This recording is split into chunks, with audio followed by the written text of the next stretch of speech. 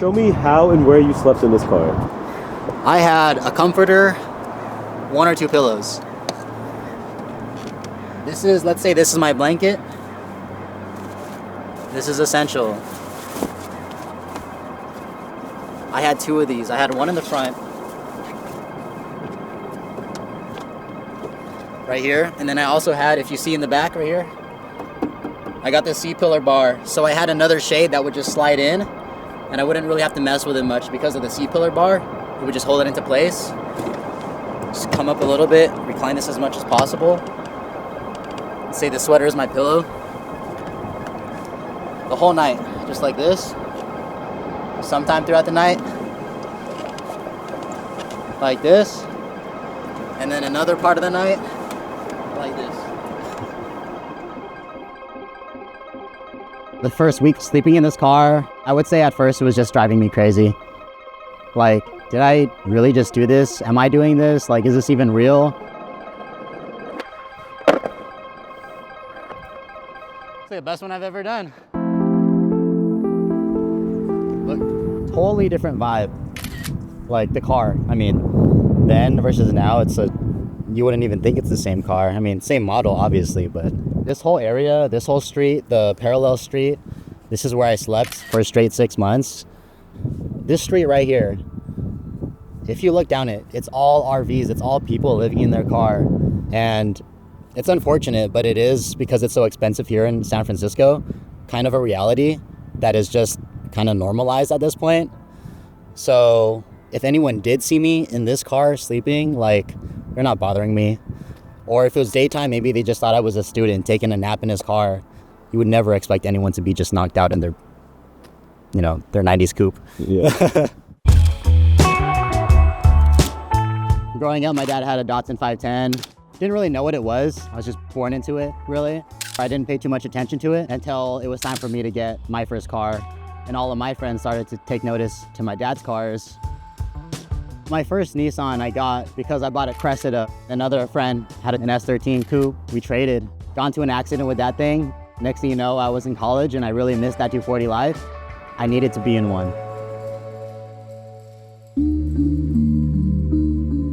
I would park all in this area. This is where all those RVs that you shot were. I like to stay in this area because the Mashouf Wellness Center is the gym. Brand new, super nice gym. And there's restrooms right there. Yeah, this was like my area. When I first bought this car, I felt like the coolest dude ever. I'm like, dude, you don't see these on the road. This one's bone stock.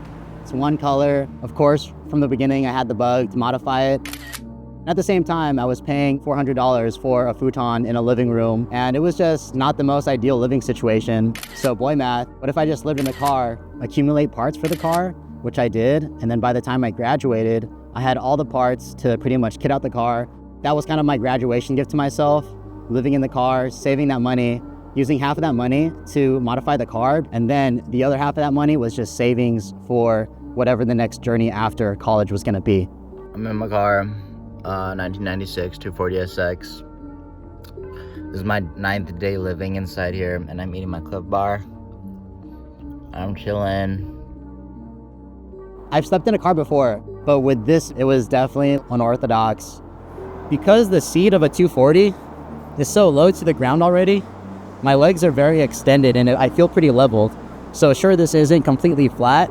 Overall, with this being like the coupe that it is and the layout that it is, it felt pretty flat. It felt flat enough.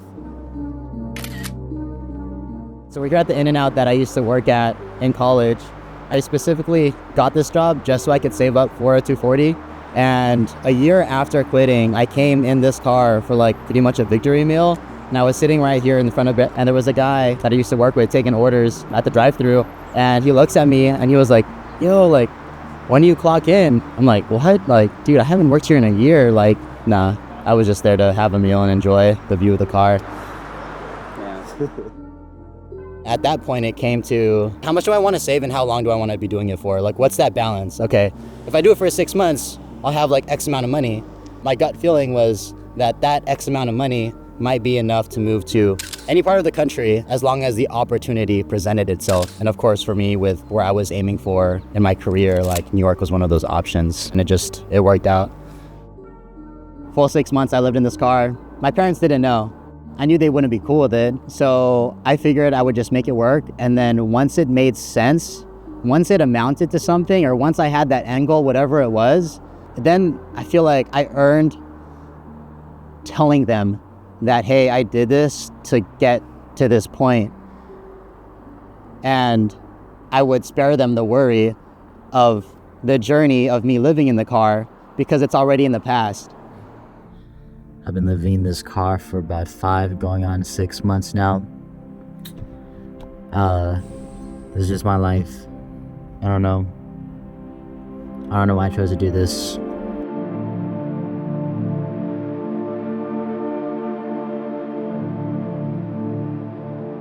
When I was in New York City, I had exhausted all of my money that I saved up while living in the car. And then I got the email back from Hypebeast.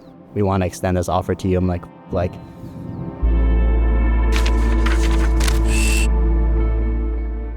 I was like, dude, I was thinking about this. I was like, if it worked, it was like some kind of I don't know. It was a plan that wasn't a plan. It was a plan for something. I didn't even know what the something was. It was a complete shot in the dark, and it felt like a bullseye. There are unlimited ways, and there's no right or wrong answer to get to what you want to do in the creative world. I was just building my answer as I was going, trusting that it would kind of pay off. I just knew I wanted that thing. It was just figuring out what that thing was at the same time that I was building the path to get there. I don't know, it sounds kind of preachy, I guess, but This guy used to sleep in this car. hey, that's the hustle. That's how you make it happen. Any other plans? It's actually my mom's now, so it's up to her. That's amazing. Yeah. That's a story to tell.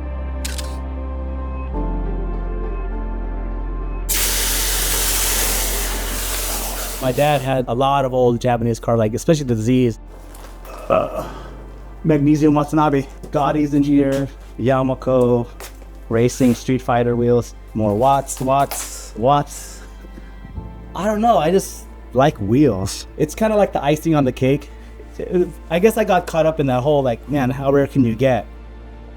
With this car, was just, for me, it was normal. I just thought it was a normal car. It was just a means of transportation. We crashed in it too. Oh yeah, we crashed in it too.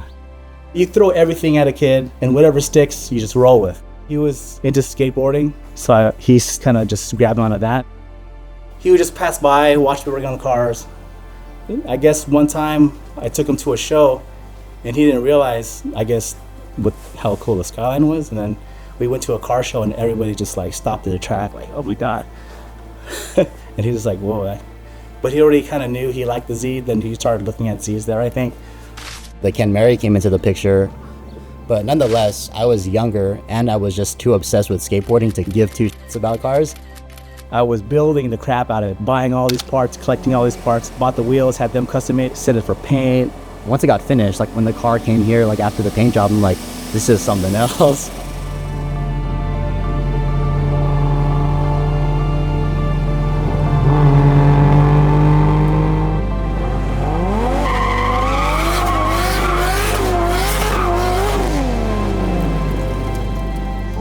Car activities scare me. Dangerous car activities scare me. It really opened my eyes to, wow, this is a really cool hobby. And with Nissans being already what's in our garage, that's what I gravitated to. From the moment I moved into the car, I was like, sick, let's start buying car parts and then save money for moving out of SF. So half of the savings went to all of this crap. Yeah, +1 for boy math. Don't pay rent, more money for car parts. How did this car become yours? He wanted to sell it, and me and my husband spoke and said, let's keep it in the family, and then we bought it off him. Yeah, there's an attachment to it. You may see a lot of cars on the road today, but not like this, and you just want to baby it and hold on to it. Put a lot of work into it too. I bought coilovers, wheels, thanks to my dad. I wanted it to be that Japanese spec, and personally, I think the Navan kit is the best looking one. At the time, of course, the car was red. Good stance, 3-piece wheels, Navan, Nissan kit. And in my head, that was the end goal. And then before moving to New York, car got into an accident. E-brake fails, car rolls down 2 houses and crashes into an old truck. We took the crash as an opportunity to just convert it to the Koki front end. The car is sitting on some 17-inch 5x114, mind you, Watanabe wheels. My dad has a really good relationship with Watanabe, so a lot of the cars in our fleet are rocking the banana spoke, classic Watanabe wheels. To see them in 5 lug on S14 is really unique. Back when I had the car, it was just the original Zenki, really bulby looking taillights, but now it has the a little more aggressive looking Koki taillights. When I bought the car, it came with an HKS high power exhaust. Then under the hood, it's just a stock, reliable KA 24D. And now it's Porsche Oak Green Metallic. That was a decision made once this car became my mom's.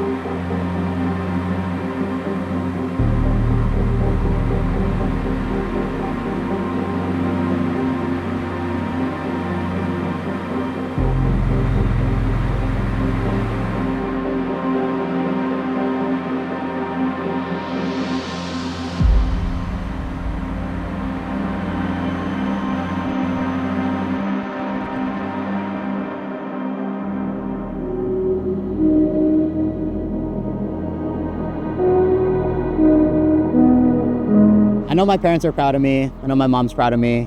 I feel like I didn't clear the air properly when I first told them that I lived in this car for as long as I did. And my mom's not left in the dark about whether or not it was her fault that I had to resort to this.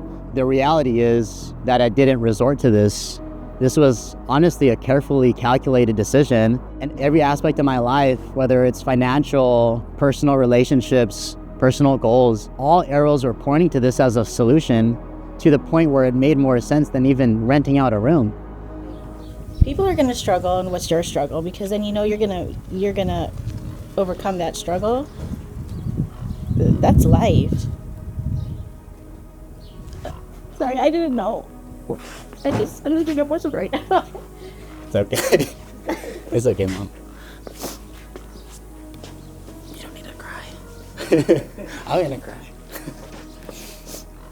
Because we've struggled. So this may be his struggle at that time in his life, but there's more to come. And if he overcame that, then, you know, and then he's going to overcome more, then maybe we did good. Just to be clear, you know, it's not because like, oh, I didn't have any support from my parents. Like I had plenty of support. This was just a me thing that I needed to overcome on my own. And yeah, all answers were pointing to crashing in the car for a little bit as a solution. And of course, at the time, I didn't know what the outcome would be. I just knew I had direction and I had goals. This was my man, and that was a solution. Yeah.